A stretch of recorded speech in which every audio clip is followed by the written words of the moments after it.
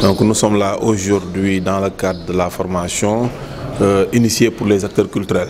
Initiée pour les acteurs culturels dans le but de renforcer leur capacité afin qu'ils puissent, en plus de leur art, avoir d'autres métiers, avoir d'autres professions, avoir d'autres capacités qui puissent leur permettre de vivre de leur art. Donc nous sommes là effectivement dans le cadre de cette formation-là qui est initiée par la GFA, GFA Consulting, qui est un cabinet allemand, n'est-ce pas, qui gère tout ce qui est la qualification et la formation professionnelle dans le cadre du programme Réussir au Sénégal, initié par la GIZ. Donc pour la formation, nous avons eu deux cohortes de 20. Donc il y avait une première cohorte qui avait démarré depuis le mois de septembre, qui a terminé, c'était du 24 au 3 septembre, et la deuxième cohorte a démarré à partir du 8 pour terminer le 17. Donc c'est ce qui fait en tout 40 acteurs culturels de tous les corps de métier.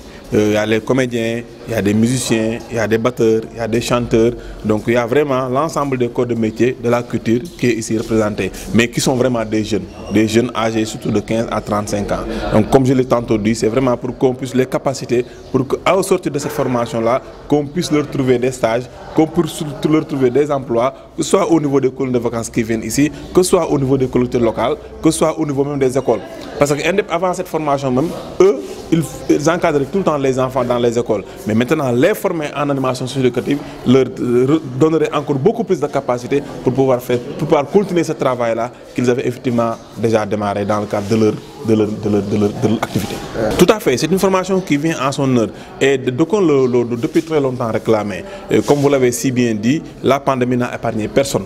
La pandémie n'a épargné aucune profession, la pandémie n'a épargné aucun secteur. Alors, raison pour laquelle nous, on a sauté vraiment sur l'occasion avec l'appui, effectivement, de la coordinatrice qui est ici présente, Madame Sow, qui vraiment nous a beaucoup appuyé et qui ne nous laisse pas tranquille aussi. Vraiment, qui tous les jours vient voir si tout se passe bien, qui tous les jours vient voir si les gestes barrières sont respectés, qui vraiment, à la limite même, quand on la voit, on a un peu peur. Mais quand même, c'est tout à fait normal parce que c'est un contrat que nous avons signé, c'est une convention que nous avons signée. Nous avons pris des engagements, certes que nous comptons respecter, mais qu'elle quand même, elle nous fait respecter. On a allié la théorie à la pratique. Donc les thèmes, c'était surtout les thèmes relatifs à l'animation socio-éducative, que ce soit l'historique des collectivités éducatives, que ce soit les types de CE, que ce soit comment gérer une activité, etc. L'ensemble des cours théoriques relatifs à l'animation socio-éducative, mais aussi des activités pratiques. Activités pratiques par rapport à l'animation des jeux sportifs, par rapport à l'animation des jeux traditionnels et surtout par rapport à l'activité manuelle. C'est-à-dire développer leur dextérité matérielle pour leur permettre, n'est-ce pas, une fois au sortir de cette formation-là, sur le terrain, de pouvoir encadrer ces enfants-là dans le cadre de l'activité manuelle, qui est une activité très importante pour le développement de l'enfant. Donc, lël bi ñoo ngi ko tëral bi mooy ñaareel lël bi ñuy def am bu ñu jëkkoon def ñu xam cohorte bi 20 la woon ñu tàmbaliwaat beneen bi lël bu nekk dina def ñaar fukk. Donc ñu ne woo fii tey ay acteurs culturels lañu nekk Saint-Louis donc ay jeunes lañu ñoo ngi am entre fukki at ak juróom ak fanweeri at ak juróom ñun ak waa coopération allemande waa GIZ ñoo nu jàppale association bi pour ñu tàggat leen. tàggat bi am nañ si mbégte parce que comme ni ñu ko waxee rek dañuy allier théorie ak pratique donc suba si la ñuy def théorie ñu xamal leen jàngal affaire connaissance xale bi technique activité manuelle technique animation. ngoon si nag jàngal lu ñuy def affaire activité manuelle affaire jeu affaire théâtre affaire chant donc am na si mbégte parce que li ñu séntu woon si xale yëpp mi gis nañ ko si xale yi. dëgg la loolu aussi ñoo ngi si gërëm suñu partenaires yi parce que ñëw nañ si moment bi ñu ko soxlaa parce que ñëw nañu boobu ba léegi suñu association bi grâce amul benn activité bu mu def ñu ñëw nii nan ko tàggatal ay xale yu nekk Saint-Louis ay jeunes yu nekk Saint-Louis donc ñëw na si moment mi xam vraiment ñu ngi ko séntu woon te moom aussi boobu ba léegi comme ni ko directeur Amadou Sy Diong waxee léegi. guddeeg bëccëg mi ngi di taxaw di saytu surtout mesures barrières yi ndax ñoo ngi koy respecté ndax ñoo ngi takk masque yi ndax ñoo ngi raxas loxo yi boobu aussi vraiment ñu ngi siy gërëm Ndeye Koumba Sow coordinatrice bi nga xam ni moo représenté GFA fii au niveau de Saint-Louis. non xale yi macha allah comme ni ñu ko waxee ay artistes lañu donc artiste moom neex na àndal parce que daanu kafre teewul tamit daanu jàng leen war jàng tamit vraiment comportement xale yi macha allah. waaw formation moment bi mu ñëw baax na parce que mbas mi moo taxoon activité yu bëri defuñu ko tax na ñu tàggataat leen te bi ñu njëkk def mooy wax leen si affaire mbas mi lan moo koy joxe nan lañ koy moytoo nan lañ koy vivre donc vivre avec le virus donc le bis boobu jour bi njëkk loolu lañ njëkk def ak xale yi balaa ñu dugg si yeneen activités yi nga xam war nañ ko def lépp lu ñu war xam si mbas mi xale yi xam nañ ko. En fait, nous évoluons dans le programme Réussir au Sénégal, qui est un programme qui est destiné aux jeunes de 15 à 35 ans. Programme dans lequel il y a 3 volets. Un volet entrepreneuriat, un volet appui à la formation et à la qualification professionnelle et un volet sensibilisation, perspective.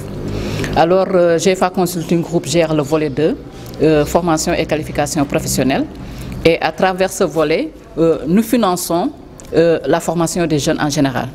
Que ce soit des projets qui nous viennent des structures de formation professionnelle, comme le lycée technique André Pétavin, là où nous sommes aujourd'hui, et au passage nous remercions le proviseur pour son engagement dans cette formation. Que ce soit les centres de formation professionnelle, que ce soit les associations qui sont dans la ville de Saint-Louis, ou que ce soit les démembrements des ministères qui sont aussi à Saint-Louis, Louga et Matam, parce qu'avec ma collègue Mme Yene Diop, nous gérons Saint-Louis, Louga et Matam. Alors nous recevons les projets de formation de ces associations ou de ces établissements que nous étudions, et vraiment quand c'est un projet porteur qui permet aux jeunes de trouver du travail et de pouvoir s'épanouir de son métier, donc nous finançons ce projet-là. Nous dépendons de notre siège qui est à Thiès, et qui évalue les projets, qui finance les projets, et nous sommes dans le suivi de la mise en œuvre du projet. Très satisfait pour le moment. En tout cas, pour la part du contrat qui gère tout ce qui est le volet formation, nous sommes satisfaits. Maintenant, nous attendons la suite de la formation. Parce que dans le contrat qui nous lie avec Grâce, une partie c'est la formation de ces jeunes-là, une partie c'est l'accompagnement de ces jeunes à l'insertion. Cet accompagnement-là va passer par le placement en stage de ces jeunes dans les écoles, au niveau d'autres structures de la ville, et nous attendons cette étape-là pour être carrément satisfaits. Alors, c'est un message que nous lançons tout le temps. Nous sommes là depuis plus de 2 ans aujourd'hui, et nous avons fait énormément de formations pour ces jeunes. Ce que je peux leur dire, c'est voilà une opportunité qui est là, où vraiment chaque jeune peut avoir un métier et exercer son métier. Quitte maintenant à ces jeunes de se rapprocher des associations ou bien de venir directement à l'antenne GIZ de Saint-Louis, et on verra comment est-ce qu'il faut faire, parce que nous avons 3 types de financement: tout ce qui est subvention locale, tout ce qui est financement direct ou appui direct, où on peut prendre directement les jeunes et les accompagner vers une formation. Projet bi ñu indi tay nak dañ ko bolé lëkkaloo ko ak Grâce pour former ay acteurs culturels.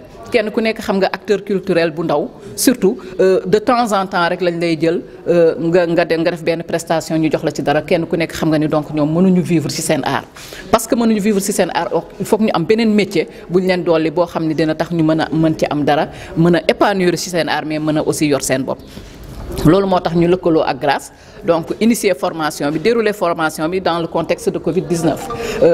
Dérouler que dans le contexte de Covid-19 moo tax effectivement le président l'a dit, le coordonnateur l'a dit, à chaque fois il faut que ñu ñëw, parce que ñun tamit suñu contrat ak GIZ, GFA, entre GFA ak GIZ, suñu contrat mooy qu'on déroule des formations mais qu'on respecte les mesures barrières dans le cadre de ces formations. Ba nga xam ne ñun suñu bopp ñoo indil suñu bopp lépp loo xam ne mooy outil contre toutes les mesures contre le Covid, ñun ñoo ko indil suñu bopp, tegal ko suñu bopp, et di surveiller ndax ñu ngi koy utiliser bu baax. ñu ngi sant yàlla bu baax ci formation bi, parce que en fait bi ñu suñu biir contrat ñoom bu ñu formation bi bu ñu démarré 9h xëy na 16h 16h30 la ñu waroon pare, mais gis nañ ni boobu ba léegi depuis première cohorte ba léegi ñoom ñi ngi fi ba ay 19h30, ça montre combien ça intéresse les jeunes.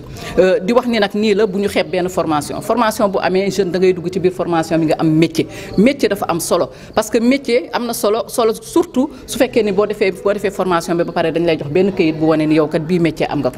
Am na solo trop, moo gën ñuy taxaw dama bëgg liggéey te amoo fenn foo teg ni mën naa liggéey nangam. Donc j'appelle tous les jeunes quand même, ñoom ñëpp ku ci bëgg formation, soit nga jaar ci association yi, soit nga jaar ci centre de formation professionnelle, ou bien nga fekk ñu antenne GIZ bi nekk sud.